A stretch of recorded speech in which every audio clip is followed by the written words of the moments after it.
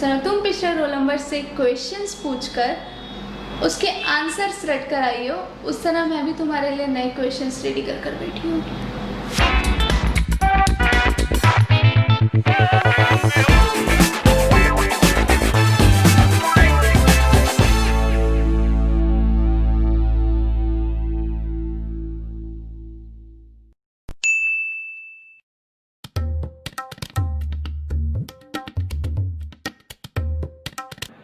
Good morning ma'am. Good morning, sit down.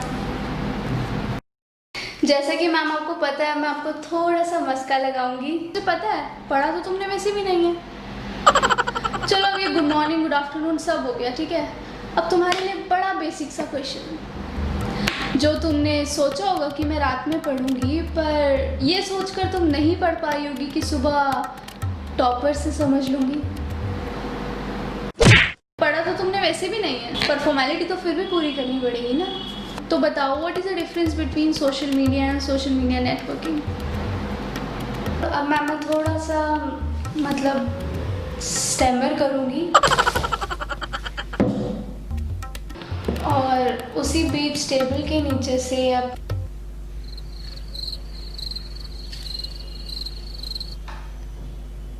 Google करने की कोशिश करूंगी जो आपने पूछा है। और अब आपने ऐसा सवाल पूछा है जिसका जवाब गूगल सीधा सीधा नहीं दे पाया।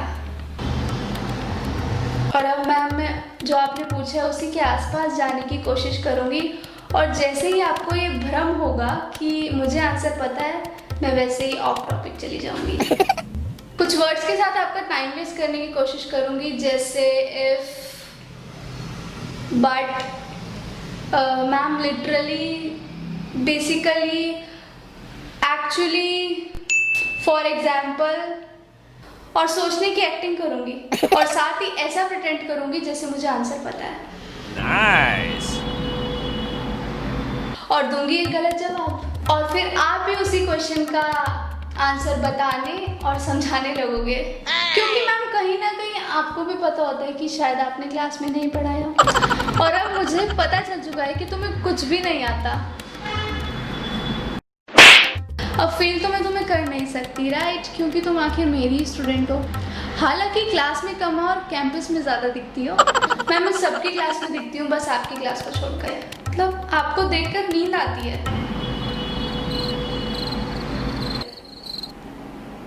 मैम, आपको तो अपने बच्चों को लोरी सुनाने की जरूरत ही नहीं पड़ती होगी ना, वो तो आपकी शक्ल देखते ही सो जाते होंगे।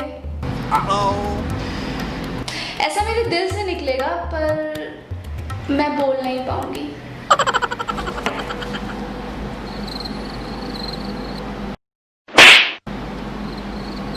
और अब मैं तुम पे थोड़ा सा तरस खाकर ये बोलूंगी कि what is your favourite subject.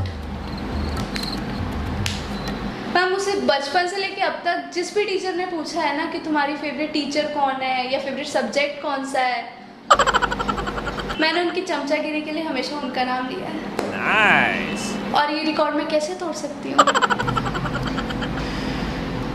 और अब मुझे पूरा पूरा यकीन हो चुका है कि तुम्हें कुछ भी नहीं आता।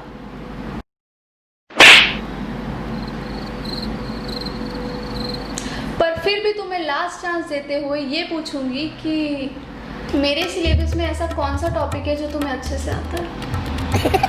और फिर मैम, मैं अपने दिमाग के गधे, घोड़े, खच्चर सब दौड़ाकर ये याद करने की कोशिश करूंगी कि मैम आपका सब्जेक्ट कौन सा है।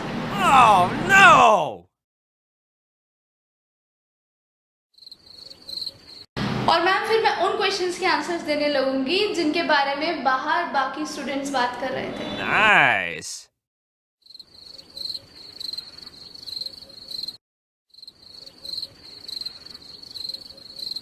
और मैम, फिर मैं अपनी स्मार्टनेस के चक्कर में कुछ ऐसा बोल दूंगी जो सिलेबस के बाहर होगा, और अब मैं जान जाऊंगी कि तुम कितने पानी में हो। तो तुम्हें पासिंग मार्क्स देते हुए ये कहूंगी,